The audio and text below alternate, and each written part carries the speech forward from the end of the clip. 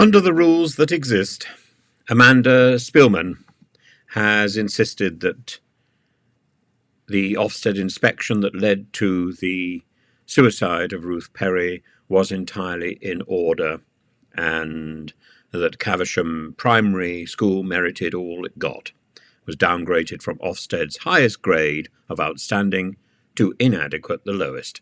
I don't understand how a school goes from there to there in next to no time, and that the school staff are unaware of the dissent, and that this is something that only Ofsted can compute, and in Ofsted's authority it can then impose all these restrictions, and it may well be within the scope of the Ofsted rulebook. She said that she had apologised. She was apologising for the distress that resulted. In other words, I'm sorry that you're sorry.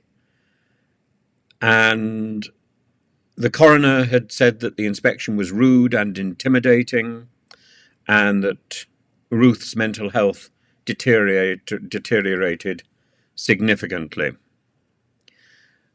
Her husband, Jonathan, said that he feared that Ruth feared that her career was destroyed by the hostile inspection, and that she felt that the lead inspector was a bully.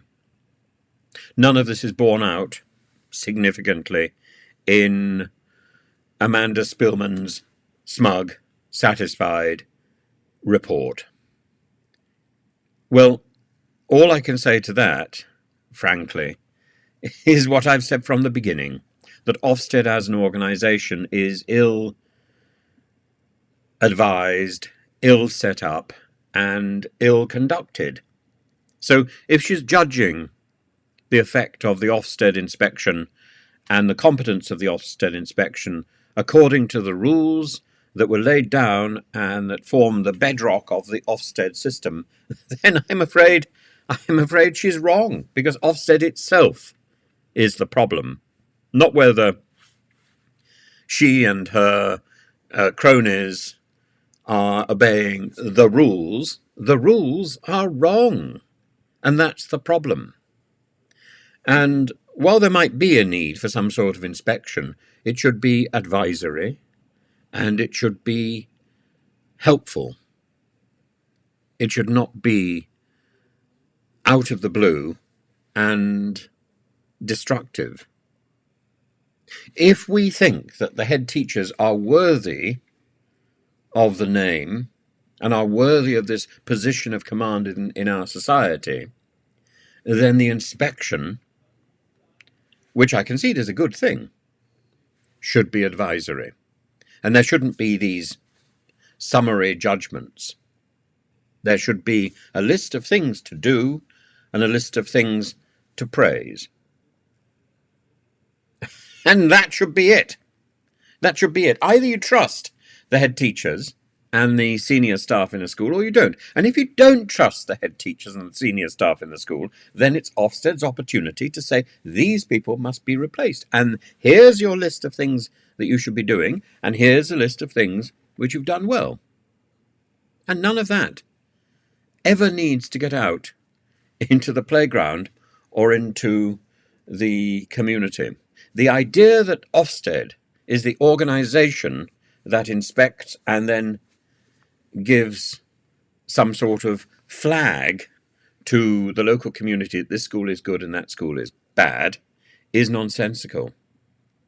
If you want to have some sort of league table of schools, then you work that out on exam results or on some other form of observation, not on a school inspection. A school inspection can only ever be there to improve standards, to destroy reputations, and to give the impression that this school is better than that school, when there's very little choice for parents but to go to this school rather than that school, because that school, they fall out of that catchment area. This is not fair.